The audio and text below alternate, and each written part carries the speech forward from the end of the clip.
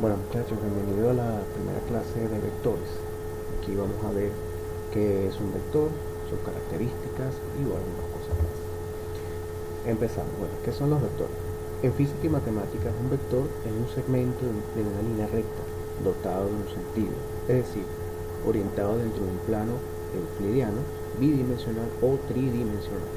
A lo que es lo mismo, un vector es un elemento en un espacio vectorial. Los vectores permiten representar magnitudes físicas dotadas no solo de intensidad, sino de dirección, como es el caso de la fuerza, la velocidad o el desplazamiento. Ese rasgo de contar con dirección es lo que distingue las magnitudes vectoriales de las escalares. Además, un vector puede representarse en un plano cartesiano mediante un conjunto de coordenadas, ya sea xy, o en un tridimensional x, y y z. Los vectores se representan típicamente mediante una flecha dibujada por encima del símbolo empleado. Tenemos los tipos de magnitudes físicas, como se lo mencioné anteriormente. Tenemos las magnitudes escalares, que solo requieren de una magnitud y sus unidades, como por ejemplo temperatura, cuando hablamos 40 grados Celsius, 108 grados Fahrenheit, etc. Una distancia que es medida 20 kilómetros, 10 metros, 1 metro, etc. Y el tiempo, que hablamos de una hora, 24 horas, etc. Las magnitudes vectoriales sí requieren una magnitud y sus unidades, dirección y sentido. Ejemplo, el desplazamiento serían 20 kilómetros hacia el norte, la velocidad 100 kilómetros por hora en dirección sur, etc. Características de un vector. Los vectores representados gráficamente poseen las siguientes características. La dirección y sentido es definida como la recta sobre la cual se traza el vector, continuada infinitamente en el espacio. El módulo de la amplitud es la longitud gráfica que equivale dentro de un plano a la magnitud del vector expresada numéricamente. El sentido es representado por la punta de la flecha, que gráficamente representa el vector, indica el lugar geométrico hacia el cual se dirige el vector. El punto de aplicación, que corresponde al lugar o punto geométrico en donde inicia el vector gráficamente. También tenemos el nombre o la denominación, representando mediante una letra que acompaña al vector gráficamente representado y que coincide con la magnitud que expresa o con la suma de los puntos de inicio y fin de su valor. Aquí tenemos algunos ejemplos, pueden ver las magnitudes, las posiciones, los nombres, las coordenadas que tienen en el plano cartesiano.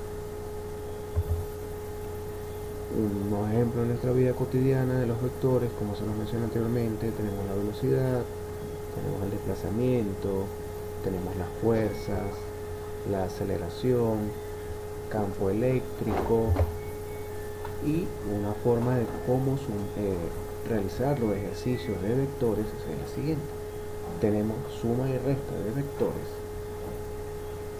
La operación de la suma de dos o más vectores da como resultado otro vector.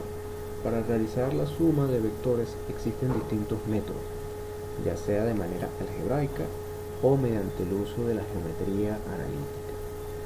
El método algebraico es conocido como método directo. Los métodos usando geometría analítica son conocidos como el método del polígono, que es utilizado para sumar más de dos vectores. El método del triángulo, por otra parte, es el caso particular del método del polígono cuando únicamente se suman dos vectores, y el método del paralelogramo igualmente para sumar dos vectores. Aquí tenemos un ejemplo de cómo se representa el método del triángulo, el método del paralelogramo y el método del polígono. El método algebraico es el método directo. Para sumar dos o más vectores se suman sus respectivas componentes de cada valor. En el caso de dos vectores, la suma se realiza de la siguiente forma. Tenemos un vector con coordenadas en x menos 2 y en y igual a 5. Un vector u y un vector b tenemos en coordenadas 3 en x y menos 1 en y. Entonces la suma de estos vectores sería la suma de sus coordenadas, las x con las x, las y con las y. Entonces sería menos 2 más 3, 5 más, entre paréntesis, menos 1. Daría un resultado, un vector de coordenadas 1, 4. El método con la geometría analítica, por ejemplo, tenemos el método del triángulo. La representación gráfica de la recta de los vectores se representa por el método de los triángulos.